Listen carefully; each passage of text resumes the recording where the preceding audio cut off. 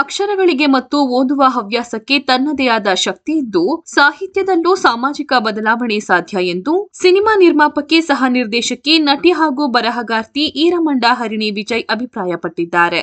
ನಗರದ ಪತ್ರಿಕಾ ಭವನದಲ್ಲಿ ನಡೆದ ವಿಕೆ3 ಪಿಕ್ಚರ್ಸ್ ಡೇ ತಾವು ರಚಿಸಿರುವ 3ನೇ ಪುಸ್ತಕ ವಾಸ್ತವ ಕಥಾಪುಂಜ ಬಿಡುಗಡೆ ಕಾರ್ಯಕ್ರಮದಲ್ಲಿ ಪಾಲ್ಗೊಂಡು ಅವರು ಮಾತನಾಡಿದರು. ಇತ್ತೀಚೆಗೆ ಅಕ್ಷರಗಳಿಗಾಗಿ ಮೊಬೈಲ್ ಮತ್ತು ಸಾಮಾಜಿಕ ಜಾಲತಾಣಗಳಿಗೆ ಮೊರೆ ಹೋಗುತ್ತಿರುವವರ ಸಂಖ್ಯೆ ಹೆಚ್ಚಾಗುತ್ತಿದೆ. ಇದರಿಂದ ಕೈ ಬರಹಗಳನ್ನು ಮರೆಯುವ ಪರಿಸ್ಥಿತಿ ಎದುರಾಗಿದೆ. ಈ ಬೆಳವಣಿಗೆ ಒಳ್ಳೆಯದಲ್ಲ. ಕೈ ಬರಹಗಳಿಗೆ ತನ್ನದೇ ಆದ ಶಕ್ತಿ ಇದೆ. ಅಕ್ಷರಗಳನ್ನು ಯಾರೂ ಮರೆಯಬಾರದೆಂದರು.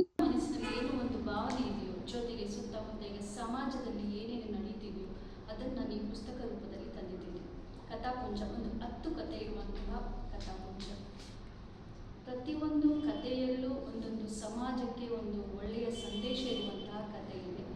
ಮಕ್ಕಳಿಗೆ ಇರುವಂತಹ ಕಥೆ ಇರ್ಬೋದು, ಜೊತೆಗೆ ಹೆಣ್ಣಿನ ಮನಸ್ಸಿನ ಒಂದು ಭಾವನೆ ಆಗಿರ್ಬೋದು, ಹೆಣ್ಣು ಯಾವ ರೀತಿಯಲ್ಲಿ ಆಕೆಯ ಮನಸ್ಸಲ್ಲಿರೋ ಭಾವನೆಯನ್ನು ವ್ಯಕ್ತಪಡಿಸ್ತಾಳೆ ಅದ್ರ ಬಗ್ಗೆ ಇರ್ಬೋದು, ಸಮಾಜಕ್ಕೆ ಒಂದು ಒಳ್ಳೆಯ ಸಂದೇಶ ಇರುವಂಥ ಕಥೆ ಇರ್ಬೋದು. ಟೋಟಲ್ ಆಗಿ ಓವರಾಲ್ ಆಗಿ ಈ ಒಂದು ಪುಸ್ತಕ ನಾನು ಭರವಸೆ ಕೊಡ್ತೀನಿ, ಇದು ಸಮಾಜಕ್ಕೆ ಒಂದು ಒಳ್ಳೆಯ ಸಂದೇಶ ಕೊಡುವಂಥದ್ದಾಗಿರ್ಬೋದು. ವಾಸ್ತವ ಪುಸ್ತಕ ಬಿಡುಗಡೆ ಮಾಡಿ ಮಾತನಾಡಿದ ಕನ್ನಡ ಸಾಹಿತ್ಯ ಪರಿಷತ್ನ ಜಿಲ್ಲಾ ಕೋಶಾಧಿಕಾರಿ ಎಸ್ ಸಂಪತ್ ಕುಮಾರ್ ಮಾತನಾಡಿ, ಜೀವನದಲ್ಲಿ ಉನ್ನತ ಸ್ಥಾನಕ್ಕೇರಬೇಕು ಮತ್ತು ಖ್ಯಾತಿ ಗಳಿಸಬೇಕು ಎನ್ನುವ ಆಕಾಂಕ್ಷೆಗಳು ಪ್ರತಿಯೊಬ್ಬರಲ್ಲೂ ಇರುತ್ತದೆ. ವಾಸ್ತವಾಂಶಗಳನ್ನು ಧೈರ್ಯದಿಂದ ಎದುರಿಸಿದಾಗ ಮಾತ್ರ ಇದು ಸಾಧ್ಯ ಎಂದರು. ಬದುಕೆಂಬ ಈ ಜೀವನದ ಬಂಡಿಯನ್ನು ಹೊತ್ತು ಸಾಗುವ ಪ್ರತಿಯೊಬ್ಬನ ಮನಸ್ಸುಗಳಲ್ಲಿಯೂ ಒಂದು ಕನಸು ಇರ್ತದೆ ಎಂಬುದನ್ನು ಕಥಾರೂಪದಲ್ಲಿ ಚೆನ್ನಾಗಿ ಬರೆದಿದ್ದಾರೆ. ಪ್ರತಿ ಹೆಣ್ಣಿಗೂ ಒಂದು ಆಸೆ ಇರ್ತದೆ. ಪ್ರತಿಯೊಬ್ಬ ಮಗುವಿನಿಂದ ಹಿಡಿದು ಜೀವನದ ಅಂತ್ಯದ ತನಕ ಒಂದು ಆಸೆ ಇದ್ದೇ ಇರ್ತದೆ. ಒಬ್ಬನಿಗೆ ಕವಿ ಆಗಬೇಕು, ಒಬ್ಬನಿಗೆ ಫಿಲ್ಮ್ ಆ್ಯಕ್ಟರ್ ಆಗಬೇಕು ಅಂತೇಳಿ, ಡಾಕ್ಟರ್ ಆಗಬೇಕು ಅಂತೇಳಿ, ಸೈಂಟಿಸ್ಟ್ ಆಗಬೇಕು ಅಂತ ಹೇಳಿರ್ತದೆ, ಪತ್ರಕರ್ತರಾಗಬೇಕು ಅಂತೇಳಿ ಆಗ್ತದೆ, ಇಂಜಿನಿಯರ್, IAS. ಹಿರಿಯ ಪತ್ರಕರ್ತ ಬಿಸಿ ದಿನೇಶ್ ಮಾತನಾಡಿ, ಸಿನಿಮಾ ಅಥವಾ ಸಾಕ್ಷ್ಯಚಿತ್ರವಾಗಲು ಯೋಗ್ಯವಾಗಿರುವ ಅಗ್ನಿಯಾತ್ರೆಯಂತಹ ಅದ್ಭುತ ಕಾದಂಬರಿಯನ್ನು ರಚಿಸಿರುವ ಹರಿಣಿ ವಿಜಯ್ ರವರು ಇದೀಗ ತಮ್ಮ ಉತ್ತಮ ಚಿಂತನೆ ಮತ್ತು ಕಲ್ಪನೆಗೆ ವಾಸ್ತವ ಪುಸ್ತಕದಲ್ಲಿ ಅಕ್ಷರದ ರೂಪ ನೀಡಿ ಯಶಸ್ವಿಯಾಗಿದ್ದಾರೆ ಎಂದರು.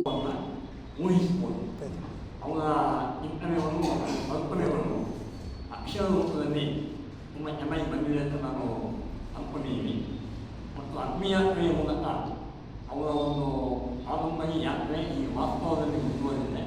ಕೆಲವು ಸಣ್ಣ ಕಥೆಗಳು ಪ್ರತಿಯೊಂದು ಕೂಡ ಸಿನಿಮಾ ಅಥವಾ ಸಾಕ್ಷ್ಯಚಿತ್ರ ಆಗುವಂಥ ಯೋಗ್ಯತೆಯನ್ನು ಅರ್ಹತೆಯನ್ನು ಹೊಂದಿದೆ. ಜೀವನದ ಹಲವು ಬಗೆಗಳಲ್ಲಿ, ಹಲವು ಆಯಾಮಗಳಲ್ಲಿ ಹರಿಣಿಯವರು ಈಗಾಗಲೇ ಯಶಸ್ಸನ್ನು ಸಾಧಿಸಿದ್ದಾರೆ. ವೈಯಕ್ತಿಕವಾಗಿ ಕೊಡವ ಮಕ್ಕಳ ಕೂಟದ ಅಧ್ಯಕ್ಷ ಬೊಳ್ಳಜಿರ ಬಿ ಅಯ್ಯಪ್ಪ ಮಾತನಾಡಿ, ದಿನದಿಂದ ದಿನಕ್ಕೆ ಬರೆಯುವವರ ಸಂಖ್ಯೆ ಹೆಚ್ಚಾಗುತ್ತಿದ್ದು ಓದುವವರ ಸಂಖ್ಯೆ ಕಡಿಮೆಯಾಗುತ್ತಿದೆ. ಇದರಿಂದ ಬರಹಗಾರರು ನಷ್ಟ ಅನುಭವಿಸುತ್ತಿದ್ದಾರೆ. ಬರಹಗಾರರಿಗೆ ಪ್ರೋತ್ಸಾಹ ನೀಡುವ ನಿಟ್ಟಿನಲ್ಲಿ ಸರ್ಕಾರವೇ ಖುದ್ದು ಪುಸ್ತಕಗಳನ್ನು ಖರೀದಿಸಬೇಕು ಮತ್ತು ವಿದ್ಯಾರ್ಥಿ ನಿಲಯ ಹಾಗೂ ಗ್ರಂಥಾಲಯಗಳಿಗೆ ಹಂಚಬೇಕೆಂದು ಮನವಿ ಮಾಡಿದರು.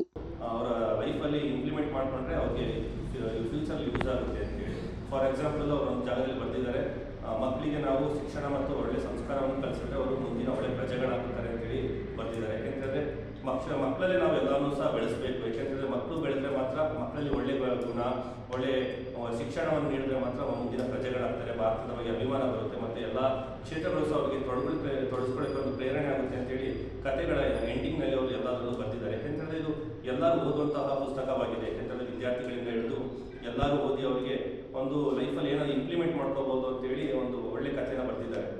ಇತ್ತೀಚಿನ ದಿನಗಳಲ್ಲಿ ಪುಸ್ತಕ ಬರೆಯುವವರ ಸಂಖ್ಯೆ ತುಂಬಾ ಹೆಚ್ಚಾಗ್ತಾ ಇದೆ. ಆದರೆ ಜನರು ಏನಂತಂದರೆ ಪುಸ್ತಕ ಓದ್ತಾ ಇಲ್ಲ, ಮತ್ತು ನಾವು ದಿನಪತ್ರಿಕೆಗಳನ್ನು ಸಹ ಓದ್ತಾ ಇಲ್ಲ. ನೀವು ಕೊಡಗಿನಲ್ಲಿ ನೋಡ್ತಾ ಇರ್ಬೋದು, ಈಗ ಪತ್ರಿಕಾ ಮಳಿಗೆಗಳೇ ಮತ್ತು ಪುಸ್ತಕ ಮಳಿಗೆಗಳು ತುಂಬ ಕಡಿಮೆ ಆಗಿದೆ.